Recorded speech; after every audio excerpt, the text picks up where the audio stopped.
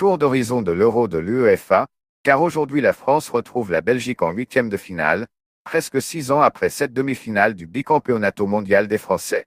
En gros, les Bleus doivent oublier les 2 nuls de la phase de groupe, et maintenant c'est gagner ou gagner, face à une Belgique incertaine mais toujours dangereuse. Côté stats, la France se présente comme la meilleure défense et l'équipe qui a le plus dribblé, mais elle doit être plus efficace devant le but. Un autre point, c'est le manque de buts, car la France est habituée au score élevé. Les Français ont été la troisième équipe qui a raté le plus de chances jusqu'ici.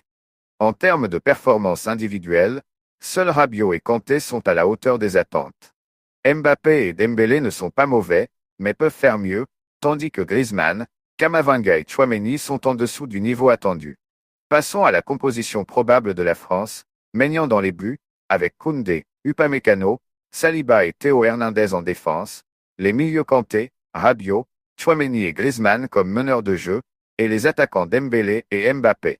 Pour la Belgique, la formation probable est Castille dans les buts, Castagne, Faes, Vertonghen et Théat en défense, Tielemans et Onana comme milieu défensif, Luque Bacchio, De Bruyne et Doku au milieu, et Lukaku en pointe. Concernant l'historique des confrontations, 26 victoires pour la France et 30 pour la Belgique en 75 matchs depuis 1904. En termes de probabilité, 49% de chances de victoire pour la France et 23% pour la Belgique.